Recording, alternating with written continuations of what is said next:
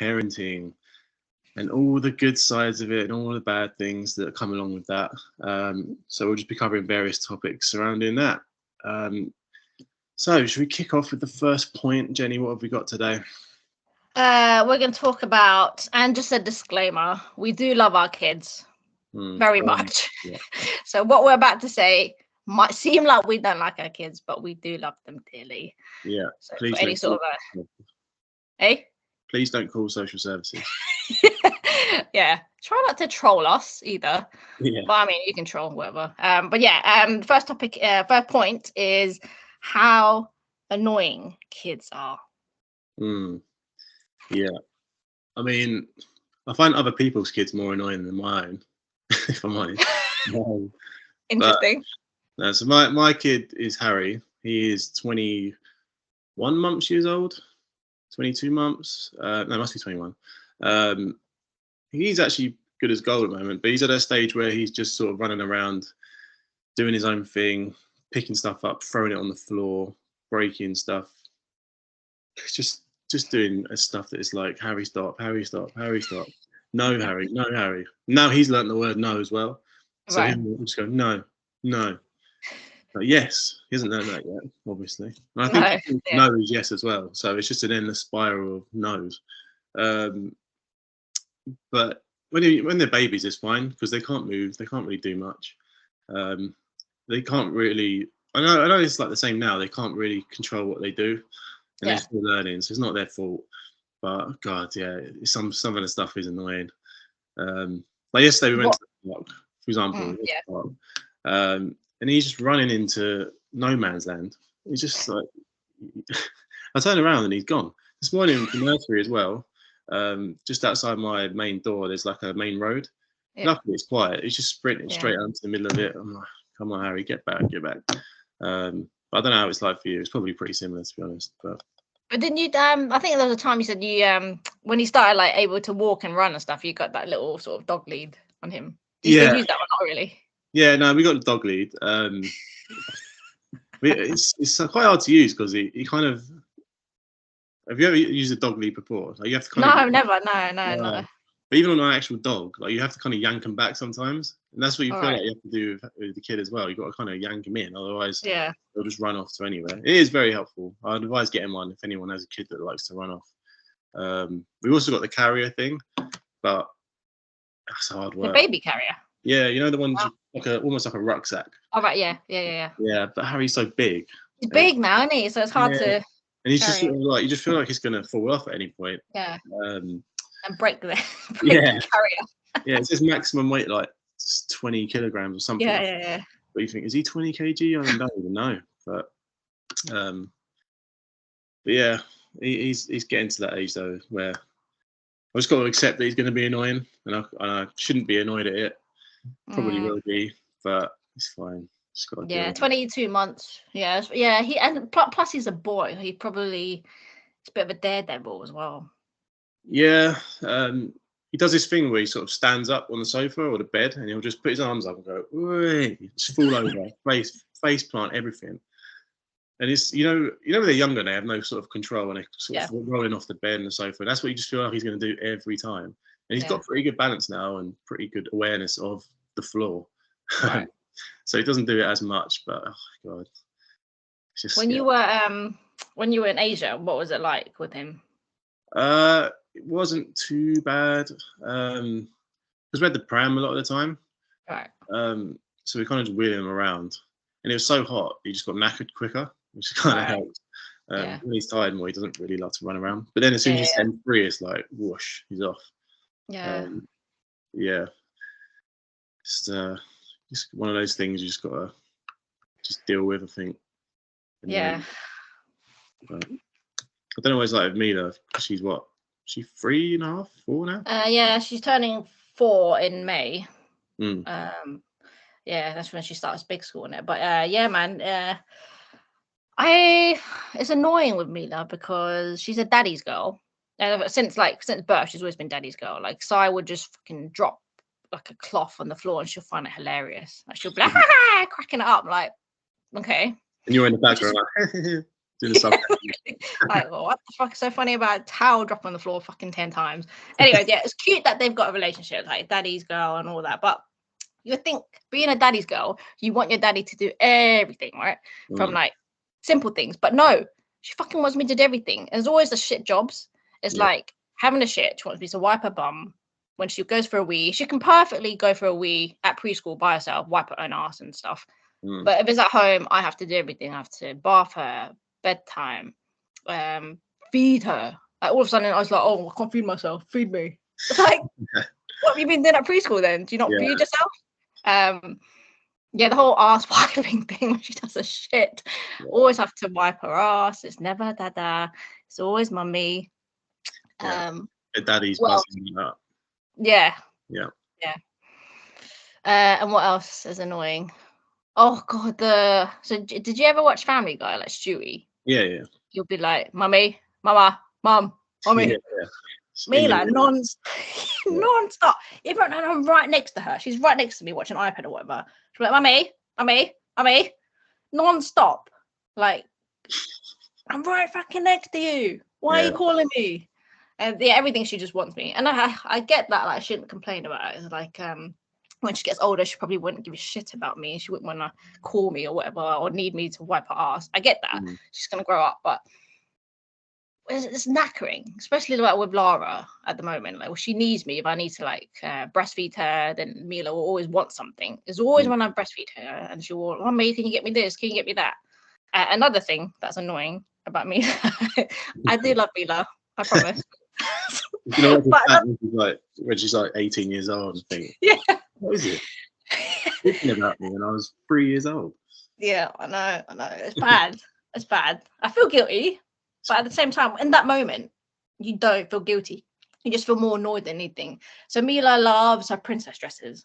Fucking loves it. Like, where since young, she never really was into it. She hated dresses, but then all overnight, she kind of switched and like, oh, I love dresses now. Every time after preschool, she'll come home straight away. She'll be like, oh, mummy, I want to change into a dress. When can we just wash your hands first? Yeah. Can we get in the door, take your shoes, wash your hands, and then you can wear whatever dress you want. So we'll go upstairs, pick her dress, and then we'll come down, and then I need to obviously tend to Lara. She'll be like, Mummy, I don't like this dress. Can I wear another dress? I'm like, no, go upstairs yourself. And then she's starting to get scared of things now. Okay. She'll be like, oh, Mum, it's too dark. I'm really scared. It's like, go get your dress. Yeah. So we change at least, just one afternoon, we'll probably have like 3-4 different dress changes, as if like, she's like on a catwalk. So that's that's annoying. And that's the last thing you want, like 4 in the afternoon. It's almost like it's like your second job has started again. Yeah. Round 2. It is, it is. You're right. It's like it is a full-time job, isn't it, being a parent? Yeah. It's exactly the same with us, to be honest. Like, Harry's a mummy's boy, but he goes to me for fun and like the stuff that doesn't really matter. It's the same for us really, but Cheech does all the dog work essentially. Yeah. And he'll always go to Cheech for stuff. He's like, mama, and say daddy, and he goes, daddy. I'm like, okay, fine, you're cute again. It's a bit like, sometimes you just want him to be like, come to me for something. I know as soon as he did it, I'd be like, oh, yeah, you'll find it annoying. Yeah. But we'll see when he gets to that sort of Mina's age, whether he starts doing that stuff to me, but I doubt it. You never know. Yeah, I've only got a year to wait, so find out soon, I'm sure. Yeah, man. What else? I feel like there was quite a lot, but I think that's enough. Yeah, but as we get a bit more aggressive as we go along. Yeah, and also as we're talking about how annoying kids can be, and again, just a reminder, we do love our kids. I saw an article on Mumsnet. It'd be good to get your thoughts. Let me read it out. So the title of this caught my eye. It reads, I don't think I like toddlers. Are they all this awful? And then so she goes on to say, I have a baby girl who is 1. Since having her, I've made a lot of mum friends from various groups who have babies and toddlers of varying ages. Each one who has a toddler, I've come away shocked and horrified as to what's to come. All right, easy love. I'm talking about hair pulling, smacking, biting, screaming, running away, and just general feral behavior. I completely get the running around and screaming, but the aggression of these kids is next level. Because my baby is so much younger, she's more vulnerable to harm. Whenever my kids' friends come near her, I pull her away immediately, as I genuinely think they'd cause serious harm. The 2 times I let them get near, they pulled her hair and threw a hard plastic toy at her for no reason whatever. Those who have small babies plus a nightmare toddler, I wonder how they do anything. If left unsupervised for a moment, their baby could suffer a serious injury from their sibling. I can relate. I love my baby unconditionally, so no, the other parents do, of course. But how they manage to not scream with rage, frustration astounds me, and I give them so much credit. Some of these toddlers I actively dislike due to their behavior. Don't find them cute at all, and have cancelled any future meetups with them now, as I cannot be around it. I want to give them a proper telling off when they are hitting, biting, attacking, instead of letting their parents, who they don't even listen to. But of course I can't. I've only met 2 toddlers out of around 12 toddlers who weren't feral. They ran around and didn't always listen, but they weren't aggressive at all. And the parents' responses to the behaviors differ. Some just sigh and give a loose telling off, whilst others actively tell them off, but nothing seems to make a difference. So I'm guessing it's just developmental. The kids don't seem to care about being reprimanded at all. No fear or upset about being told off from mum, dad. They continue. How do parents cope, especially with both a baby and a toddler? I know I have this all to come, and I'm dreading it. Well, she obviously loves kids then. Jesus. Yeah, it's not like her baby's not going to turn into a toddler. Yeah, exactly. I just feel like that sort of stuff is just part of the process, isn't it? Because you hear about that all the time. Like, some kids can be more annoying than others, but you kind of just got to half expect it. Yeah. I guess. Because it could happen when they're teenagers. They could hang around with a kid that is like a bully and a massive prick. Yeah. It's just, but they actually have a choice over that, because that's like they're more developed and they know what they're doing. Whereas if they're a toddler and they're just running around, I get the biting thing is annoying. Harry started doing that, and we kind of just like say don't do that, but then you can't control it. As in bites you and she. Yeah. It hasn't bit another kid yet, thank God. The thing is, you don't know what happens in nursery because you're not there. And I know sometimes they tell you, oh, so and so did this. I think when we first, when Harry first started, he was about 10 months, and some of the kids threw like a plastic toy at his head. Yeah, I remember you said. I kind of just laughed, to be honest. So I thought, oh, it's kids, isn't it? Like, as long as he didn't like break his face or something like that. Yeah. Like, oh, it's just like, it's kind of just one of those things where it might help him character build, like just toughen up a bit. Because I know kids can be a bit wet wipes these days. So, but I don't know. Yeah, the whole she's judging everyone's kids quite harshly, I think. And she should expect it more. I think she should say. It's almost like she had kids not expecting this to happen. Do you know what I mean? Yeah. I don't know what you think, but I cracked up laughing. Just the whole like, all of a sudden it's like, whoa, oh my god, toddlers like this are feral. Like, that's how they express themselves, man. Like they can't fully express themselves like verbally, so the only way for them is like, if they're frustrated, then they'll use aggression. But it's shocking how she didn't realize this when she's got a 1-year-old, so technically that's a toddler already. So she's got that to come. And it's kind of worrying for her kids, because then she's probably going to hide her kids from all the sort of bad things. Then when it does come to push and shove, and a kid might face some sort of like altercation, kid's not going to know what to do. That's true, because you can't always run to mummy and daddy. Yeah, exactly. Or get them to hide you from it. So they're just going to be scaredy cats their whole life. But, it's not great. So it was interesting. I think, you know, when you get like certain phases when the kids, they say like, you know, when they turn 2, it's like terrible 2s. 3 is like teenager. 4 is like, I forgot what it was, but there's like different stages of where they just turn into complete assholes when they hit like a certain milestone or age. With Mila, we always got that. She was always terrible too. She was just a bit of an angry child. terrible twos, and the teenager hit. So she hit those sort of like, milestones, but it never got to a point where she was like aggressive. I don't think she ever like bit or anything like, or hit. Or even if she did hit, then we would tell her off straight away. But it's like you said, like, how much can you tell them off, and for them to kind of register, like, oh yeah, shit, I should be doing that, because they're kids, they're not gonna know. Yeah, you just got to kind of hope they just grow out of it. If they're still doing it, if they're like 5 and 6 to other kids at school, then you're like, okay, there's a bit of an issue. Yeah. Just kind of roll with it for a bit. Yeah. So yeah, that was that one. So we move on. Yeah, let's go. All right. This one is a very interesting one, but I want to hear you first. Getting advice. Yeah. Inverted commas, from other parents. Getting advice from other parents. See, it could be like parents, friends, family, relatives, whatever.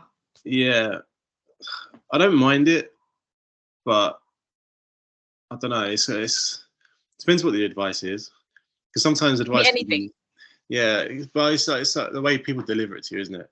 So if they're like, if it's a genuine tip, like my sister-in-law is really good at giving advice, because her kids are the same year as Harry, as in school year, but he's like a year older pretty much. So she gives good tips and advice, which have actually worked for Harry. But then you get the odd person who gives you some like really, it's almost like condescending advice.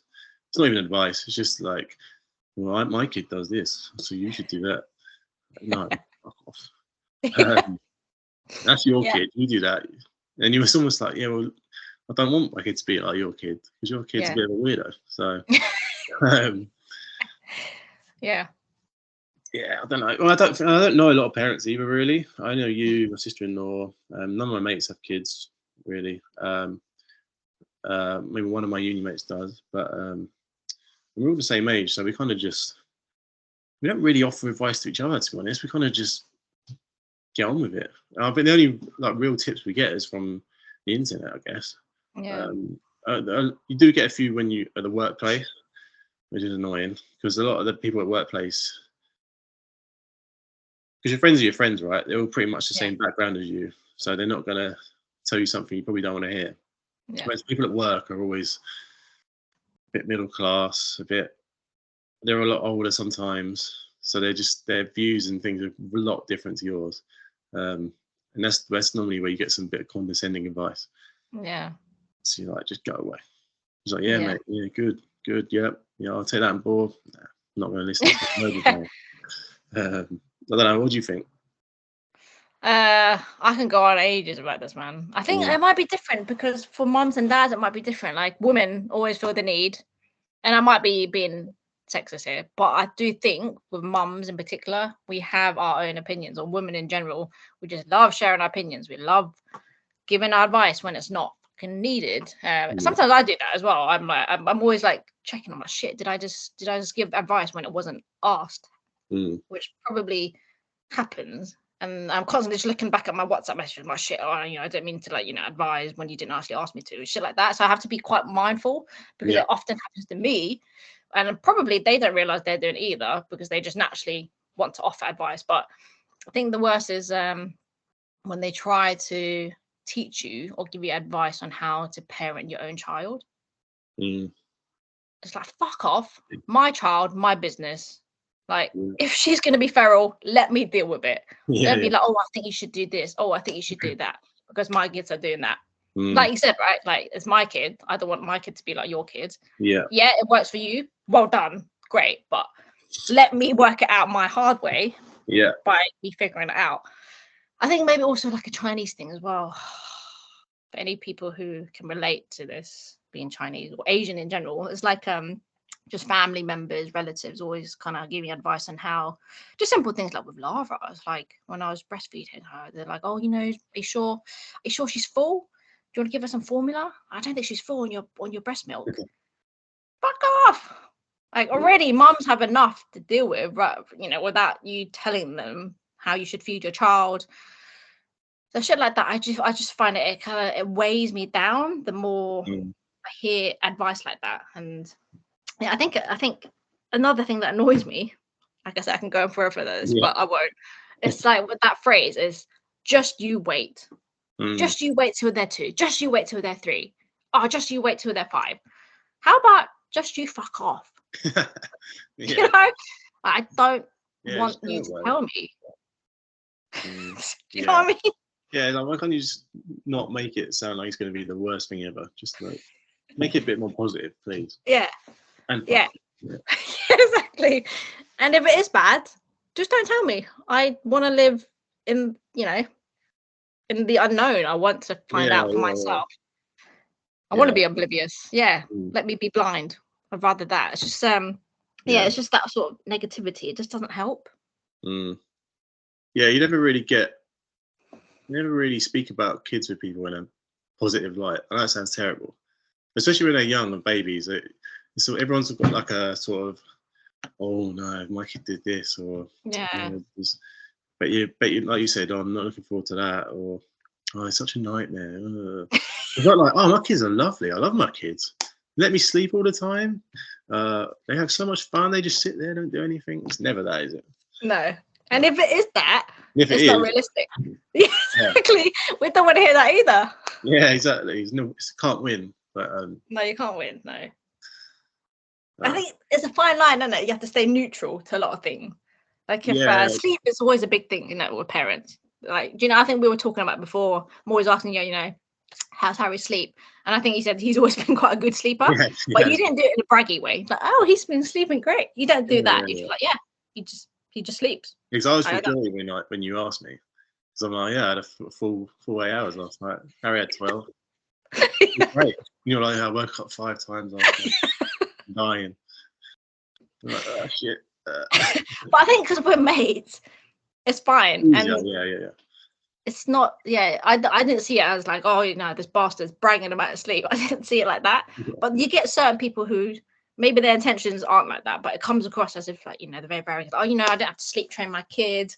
Slept 7 hours, and there's me like, I'm rocking out to fucking sleep. It'd be like, but it's like me saying if Harry got 12 hours, and then you'd say, oh, I got 4, and then I'd be like, oh, have you tried this and that? Oh, you've done this. That would be like the dickhead thing to do. Yeah. Which I wouldn't do. That is that's a great point. Yeah. Oh, yeah. Because you don't want to hear it. You're just like, well, just 4 hours. I'm running on fumes right now, and you want me to try this and that? Fuck off. Yeah, just leave it. Leave it alone. Let me do it. Yeah. Anyways, whew. Bent over. Got a bit heated up on that one. And then, okay, so next one. The balance of being parents, i.e. mum and dad. Is it balanced for you? I'd say it's more. She would say it's weighed more to her. I'd probably say it was as well. Not on purpose. It's just Harry wants her more, so she has to do more.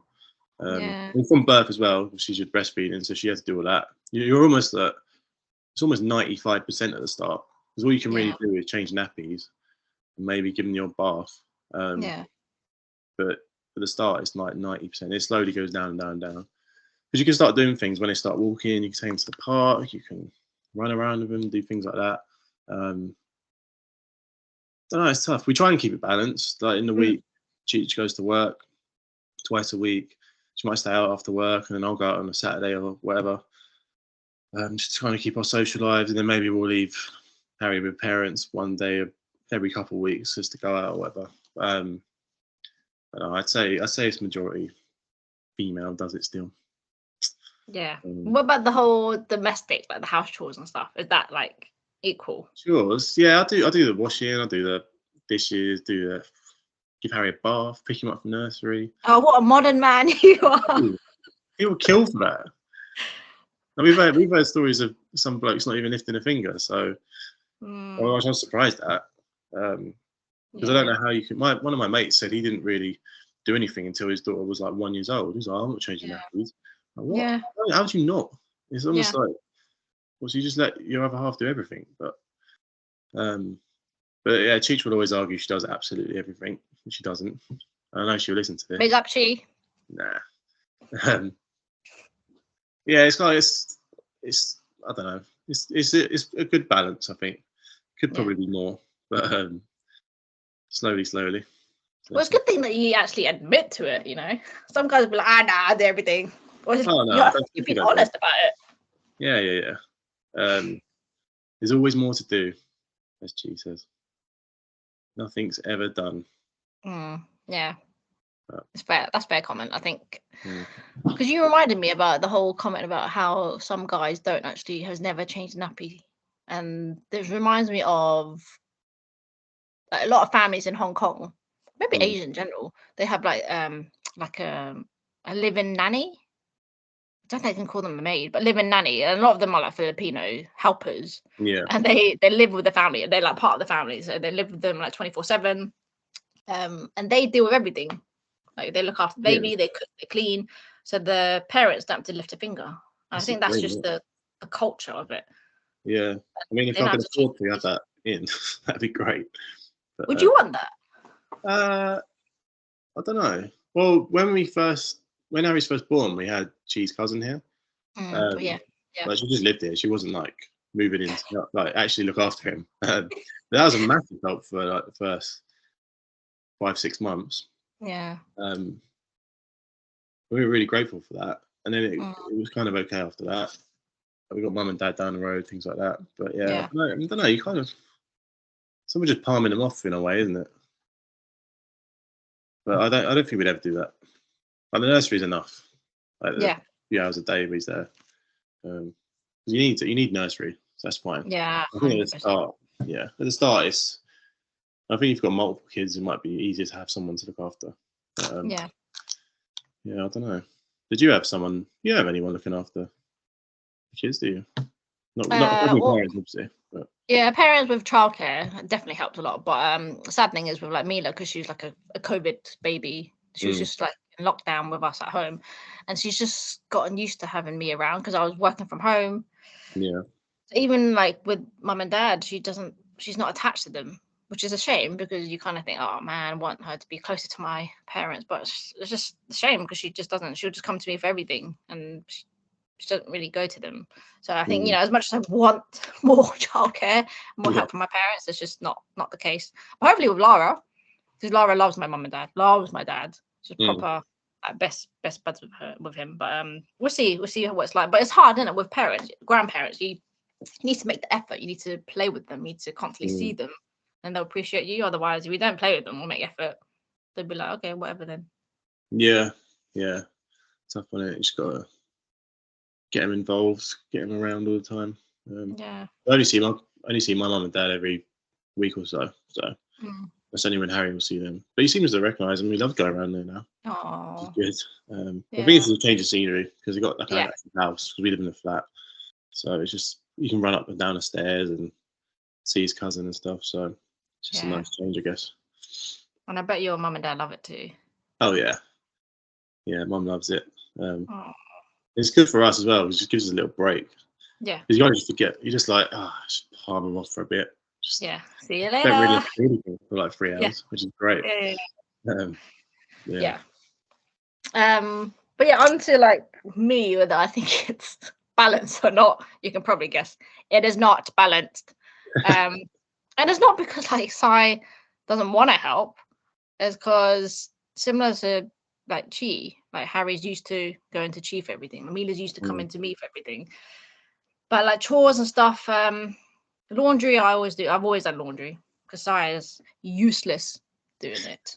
He'll take fucking ages doing it. He'll just like one at a time. It's like fucking I'll just do it. So shit like that. And I think it's also self-inflicted and all the sort of women out there, the moms out there might be able to relate as much as our other halves want to help, we just can't help ourselves. We just do it because it's quicker for us to do it rather than having the partner do it. Classic phrase, yeah. You know? Yeah. So I'm guilty of it. I'm 100% guilty of it. I'm a dick in that sense because like, well, your husband wants to offer to help, but you're doing it because it's quicker or easier. So that doesn't help me, right? Because I'm just like, I still moan about it, but I'm like, fuck, why am I moaning about it? He's offered to help. Yeah, that's a woman thing though. Yeah. That might sound sexist again, but she does the same thing. It's like if I sweep the floor, I might have missed a couple bits. It's like, oh, if you're gonna do it properly. I'm like, well, I won't do it next time. Yeah, it's fine. Exactly. Yeah. Yeah, it's difficult. But with childcare in general, I think because I has to work and I'm on mat leave, it just means that the sort of the skew is always towards me because I do everything with the kids, with the girls. But if I was back to work, so when I was working with Mila, it was still felt like it wasn't that balanced, but a bit more of a balance than it is now. But because I'm on mat leave, but I don't know. That's where I kind of think when I look at when we used to have like NCT friends, and they would talk about how their husbands would do everything. Again, I don't want to hear that. It's like, oh, my husband did this and that. Oh, he does everything. Cool. Great. Yeah, it's your husband, not mine. So. Exactly. Yeah. So it's. But that's the thing. Like, you can't compare, right? Like that's the danger. It's like you shouldn't be comparing your husband with someone else's husband. Yeah, exactly. You married them for a reason, right? And they could probably be chatting shit anyway. They're probably just saying he's great. Really, he's probably not. So yeah, don't know what to believe, do you? Yeah. Yeah. So on to actually to kind of piggyback on that, we did find an article that I sent to Rob. Yeah. Let me grab that. This was on Daily Mail. Classic. Title is "My husband quit his job and says I have to support him financially. I'm furious, but some people say I need to be more supportive."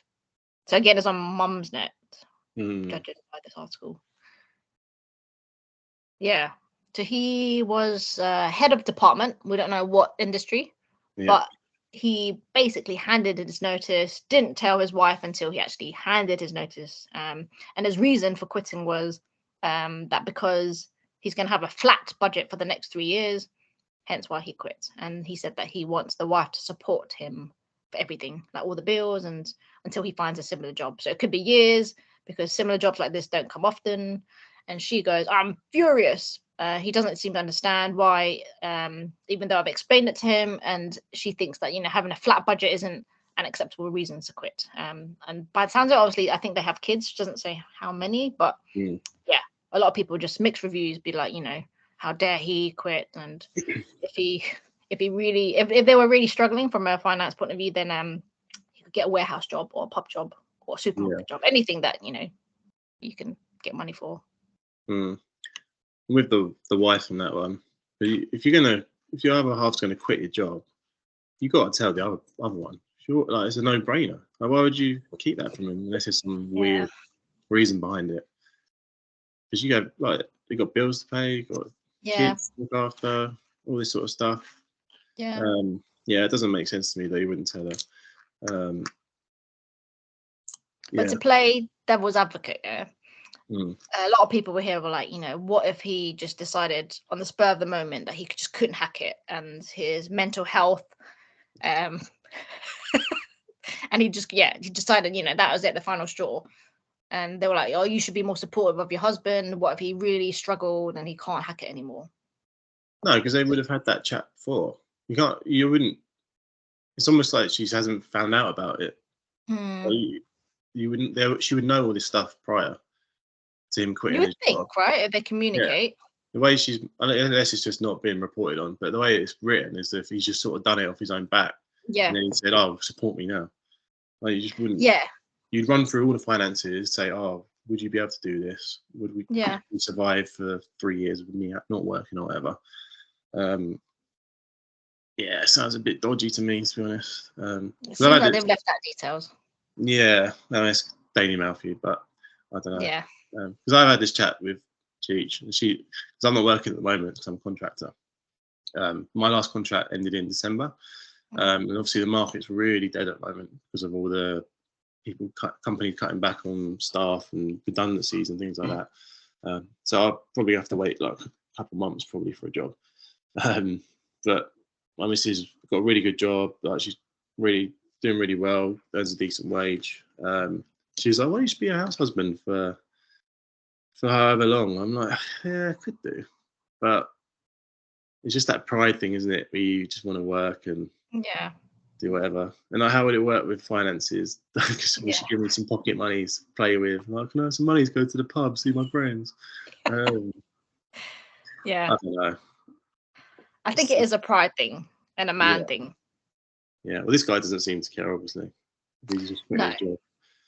Because if because if I'm going up to my partner saying, right, I've quit my job, didn't tell you. Yeah. You got to give me some money now to survive. Still got to pay for nursery, still got to pay for mortgage, still got to pay for the car, all this stuff. Food's going up, all this energy's going up, bills are going up. Yeah, you got to support all of us now. It's just, it's dodgy. Can't be doing stuff like that. No. Yeah, unless they just really hate each other and they've never actually spoken about anything. Because you just simple things, you know, when you had like a shit day at work, you just vent to your partner, like, oh my God, I can't believe this person did this. You have some sort of communication. So it shouldn't be a surprise to her that he quit. Yeah, I mean, they obviously don't have a very close relationship, if that's the case. So, which is probably the case for a lot of people. Yeah. But if, say, for example, and I was chatting to Simon about this morning, he said, if it was the other way around, if I said to him and I just quit, I'd be like, fuck it, I can't deal with it, I've quit. Like, you're gonna have to support me financially. And so I went, okay.